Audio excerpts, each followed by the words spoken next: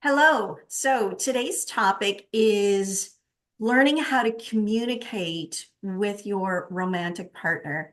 Susan, this is a topic I can talk about forever.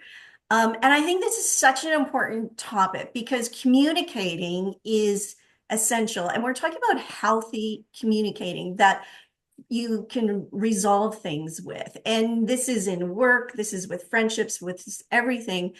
But today we're going to talk specifically about how to communicate effectively with your romantic partner.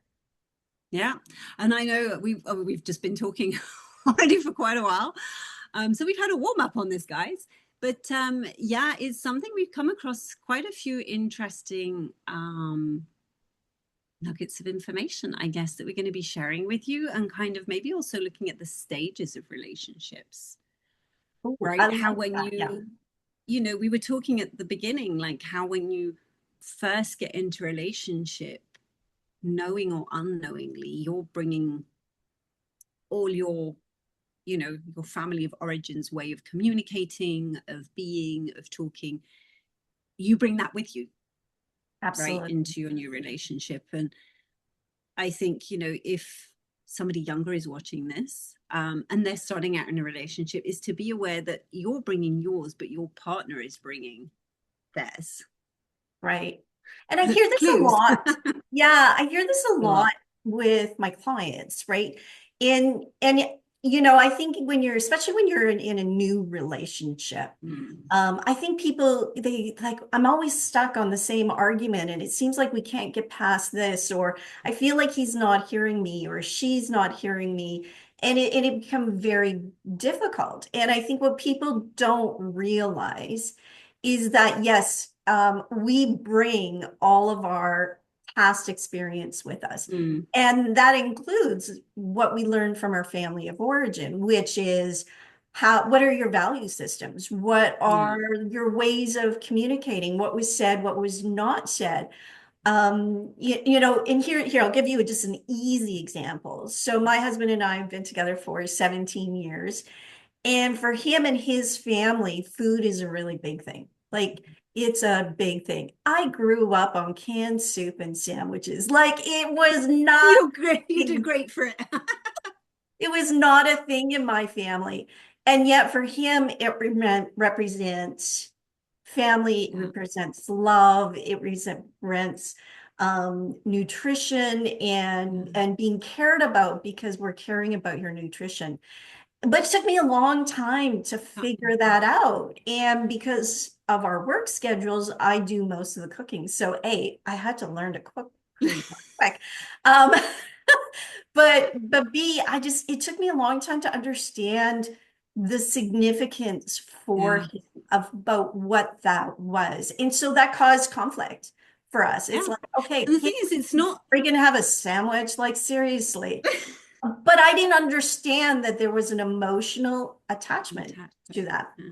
And that's what we need to understand about each other. I mean, if you didn't communicate, or if everybody was told to suck it up, or, value for him was, I don't know, travel, and for you, it's, just hanging out on a beach and that represented your family times, it can be Mm. hard to understand where each other's coming from.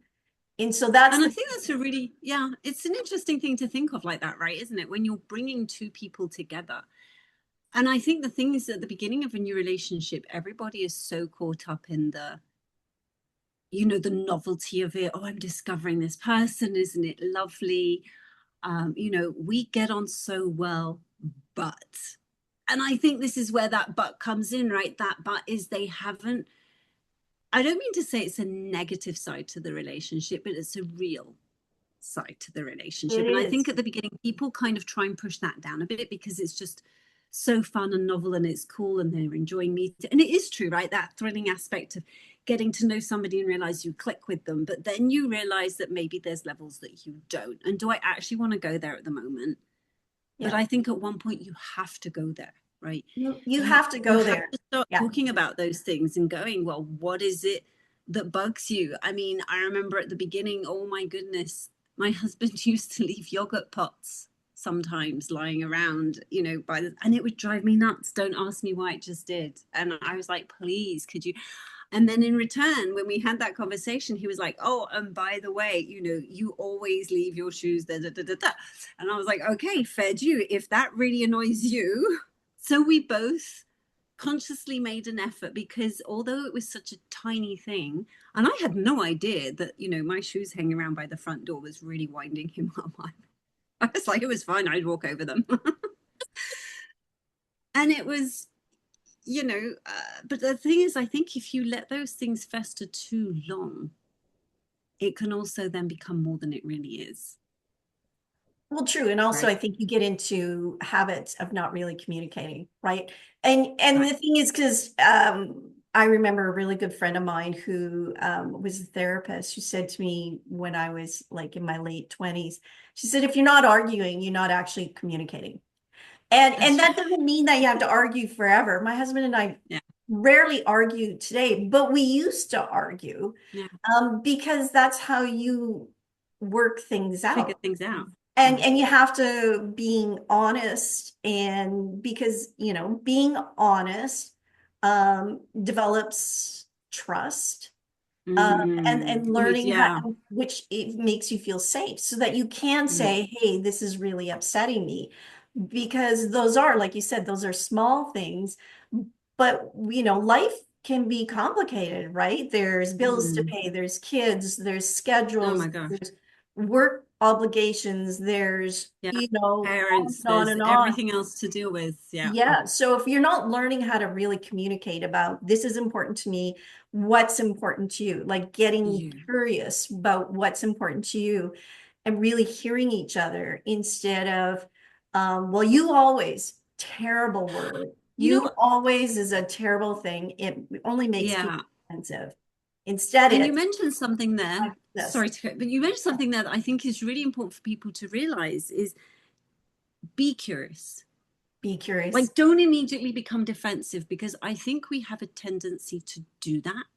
Yeah. If you're getting into a disagreement, I think our zone of protection is I need to defend myself, right? This is an argument we're having. I need to defend myself. And I think if we learn, it's probably quite hard, but to be curious, like what, like you said, what is important? Why is this person getting frustrated, annoyed with Right. whatever? Like, what is it that's driving Because it's that? usually Because I have emotion. no idea what it is. Right. It's rarely about the shoes hanging out, right? There's usually an Exactly. emotion behind that. And Yeah. so that's what we want to understand is what is the emotion? What does that mean Yeah. to the other person? And maybe it means, it means nothing. I mean, you leaving your shoes wherever means nothing to you, but for him, it might mean something. It's not just about the shoes sitting there, it's about whatever it might be. Mm. And you know what? Sometimes, let's be honest, it is about the freaking shoes, because my husband does that too. And it's just like, it means nothing except that I trip over them all the time when I come in. It drives me freaking crazy. And And this was it, like, right? I would just oh step over God. them, and he was like, I step on them constantly. And I was like, well, I didn't realize, like, Yeah. and it's even like now, the other day, he said to me, because as you know, we have two rather large dogs in the kitchen. And when I cook at night, they don't bother me. I literally will walk over them or walk around them. And the other day, he said to me, does it not drive you nuts? And I'm like, no, I think if they weren't there, I would find it weird, because Yeah. I know when he cooks, I know when he's cooking, he's like, dogs out. It's like, okay. Again, different ways of functioning, right? And And yeah, and sometimes you have to, live and let live, right? We exactly. each do things, and it's like, is that, the sword you're going to fall on? No, you got to pick your Mhm. battles. And we had talked You about this really do. earlier, right? Sometimes, especially when you have that trust, I think it's a lot Yes. easier when you see that they're pissy or you're pissy You or see? whatever. Yeah. It doesn't actually affect how you actually feel about each other. It's just that's annoying the Yeah. crap out of you. And sometimes you have to choose to just let it go. Yeah. We Because were talking about that, right? If you yeah, have that feeling of annoyance, you don't always have to act on it, right? Like you said, I like that word pissy. If you're feeling pissy, just let me be pissy sometimes for a little bit. I don't need everything to be resolved. I want to feel like that at the moment because that's just how I feel. And I Yeah. don't need anybody to fix it, and just give me that space. And I think, even recognizing it in their partner, and it goes back, as you said at the beginning, to that notion of trust. If that trust is there, I'm okay to let you be pissy. Yeah. Whatever it is will pass, you'll work through it, and then it's okay. And I think that comes with time. I get a feeling, Time and you trust, don't, right? yeah, Time you and don't trust. get to that Right. straight away. And I think, that's where, when people say, oh, it does require effort, right? In a relationship to communicate, well, it requires effort. It requires you to adapt. And I like you said, you have to be Compromise. curious too. Yeah, Yeah. compromise. Like, We have to learn to compromise. And I think two things on that. And one is not only do we need to learn to compromise, but we also need to understand ourselves. yes. What is your love language? And I know it's an old book. I've brought it up a number of times. I'm always telling my clients about it. And it's not that I think, this is the be all and end all, but I think it's really important to It helps. understand ourselves and how we feel love and how we express love. And Mm, so for me, it's quality time.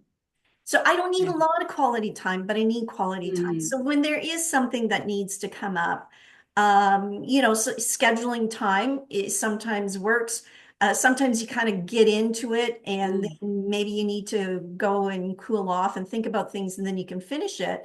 For my husband and I, yes, we do that sometimes, but often going out for dinner, that is where I feel the most connected with him because that's a place where we talk. We really talk. yeah. There's no distractions.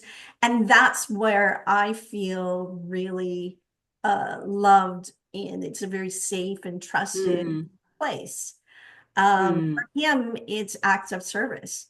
So if I do something for him, that was never asked, he feels very loved. So, and I think that's so important that It's we understand ourselves and we learn to say, hey, this is important to me.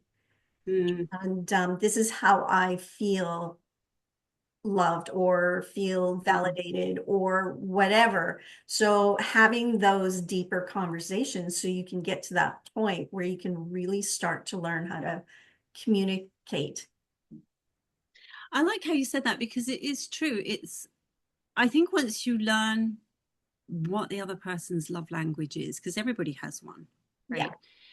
Um, I think again we're brought up. It kind of comes back to that idea that the more we talk about it, you come into a relationship who you are, right, from your family of origin, bringing all that, and so you have to learn that person's love language. And I feel that the longer you're together, the more you then start to create your own between you, right? Yeah. Because you get to know each other so well. To other people from the outside, it might look really odd, but you know what's going on between you, right? You know that that's how they're showing their affection or their love for you, or it could be somebody that teases gently, it could be whatever it is. Do you know what I mean? And I think, yeah, we talked about this at the beginning. It's I feel that you kind of go through those stages in your relationship where, as we said, there's the novelty, there's the confusion of like, what are you talking about? And then you sort of get more into this, okay, I understand where you're coming from. I don't mind you being pissy at me for whatever the reason, or vice versa. We don't have to act on every single feeling and emotion that we No, have, right? no, and we don't. and I think it really does come with time, right? You can't, but it does come with work as well, right? You It have to comes put with the effort in. work. And you know, for many people, we don't come from the world's best backgrounds where No. communication, right?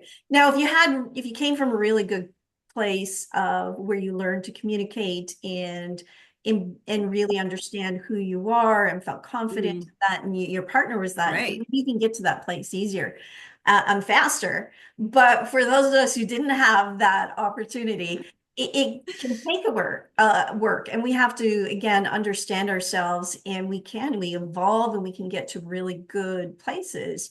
Basis. There's always hope Yeah. for resolution. And sometimes you need help, right? My husband and I ended up early in the first few years, we ended up in therapy, and because we couldn't hear each other. Yeah. And we were both, so we get to therapy, and I'll never forget this, Susan, where she listened to me, she listened to him, and then she said, okay, well, what I'm hearing is that you guys love each other very, very much. Um, and you're both really, really scared of being hurt, but you're saying the exact same thing. And that was so huge for both of us. So we weren't actually in Wow. therapy for very long, but that, when somebody else was able to say, no, you both have walls up, but you're saying the exact Yeah. same thing, it started conversations. It was Conversation. a conversation starter for both of us. Yeah. And I think the other thing that's really important that um, I've seen people do is, do you want to be right, or do you want to resolve the situation? So This is things it. Yeah. like um, being demeaning to each other. Yeah. Hell no, I'm sorry. No, we can get, as I said, pissy at each other, and we can sometimes, say things. But when you actually go after somebody's character and you demean them, how do you come It's hard back to from that? come back. How do you Yeah. have It that is. It's really. safe space? And I've seen that. Yeah. You're an ass, and you always you're Yeah. such a lazy person, and you always do this. How do you demean their character versus saying that behavior of you putting your shoes at the door and I keep tripping over them really upsets Really me, pisses because me off. I feel like you're not thinking about anybody else in this family except for With you. you, and we're all tripping over them. Those are two very different ways of saying things. So absolutely, we got to be careful about how we talk about things. And And if I think it really comes down to the words you choose, right? that's Because I think we can get so caught up in the moment sometimes if you are starting to have a disagreement. And, that old adage of don't go to bed out, you have to sort everything out before you go to bed. I'm not saying that I would want to go to bed pissy, sounds but great. sometimes you're both tired. It's been a busy day. There's a reason why you're feeling pissy. Do we actually have to go through it and figure it out tonight? No. So is it okay to go to bed not feeling quite 100% with each other? I think it is. I think this whole notion that you always have to go to bed all lovey-dovey is just unrealistic. And I think, Completely. people that, yeah, and you try, I remember at the beginning sometimes we would try and do that, and I was like, oh my goodness, I'm just so tired now, I want to go to bed. Like, Yeah. and it's not We serving never tried anybody. to, we never went with that adage of don't go to bed angry, because it is unrealistic. And Yeah. also sometimes it takes time, right? There's Yeah, you sometimes need when time to you're process something. especially if you're talking about something that's a lot deeper. We're not talking just, like money's a huge thing, right? It's a hard conversation, and maybe it's going to take many conversations, even over many years, to find that place where you're comfortable with each other, or you're comfortable with your situation. So those things take time. So we've got to give ourselves the grace and the space To to do that. to do that. I Because really like what you said, actually. It's, again, oh my gosh, I learned so much from you, Patricia. Um, the idea that we can figure everything out in one conversation. No, sometimes you do not have to have realistic. conversations about the same topic, or it'll evolve right Right. over those conversations. And I Because like we that have to because, figure again, it's, ourselves out too, right? yeah, Right. yeah, It's not just like, hey, let's just work this out. It's like you have to understand, where do I really feel about yeah. this? If I take that money thing, what does money mean to me? That might mean something completely different to your partner. And And your opinion might evolve as well, right? With time, situations change, maybe you lose your job, maybe you have a different job, maybe you earn more than the other one. Like the whole system can change. And I think it's also being willing, it goes back to that being curious. I Yeah. think you have to remain curious, right? If you lose that curiosity, as much as you can get comfortable, and you kind of have, as we said, that kind of internal language, if you don't have that curiosity, then I don't know if it stagnates. I don't know what your thoughts are on that, but Well, um, I'm curious about what my husband feels because I love him, right? yeah, And I'm invested in his happiness and he's invested in my invested in happiness. mine. And we are creating a life together that we want to be, a wonderful life Contribute together. to each other. Yeah. Right. And so you have to understand each other and you have to be curious about each other. And if your go-to is that you need to be right at all costs, Mm, yeah, I yeah. have lots to say about that, but we don't have time, and I think this is more G-rated. So, We could um, keep going. so yeah, I don't have a lot on that, and my only thing on that is that I know that that's fear-based. If it's more important to be right, then there's a lot of fear underneath that. And Mm, so what is that fear? mm, And we are the ones that have to deal with that. We have to figure mm. out why it's important that we be, Why? because that is then our own work to do, Mm. right? So anyway, lots more to say, Wow. but I think that's A a lot to completely unpack. different topic. I hope people got some stuff out of this, and we are two very happily married women who've been together with Yes. partners for a long time. And these are the lessons that we've learned, not just personally, but through our work. Yeah. And, don't be afraid of communicating and showing your Yeah. feelings, being vulnerable. And you know what? Every good relationship takes work. There's no free It rides. does. It really Got it. does. Yeah. Yeah. All right. Yeah. Okay, everybody, have a great day. Bye.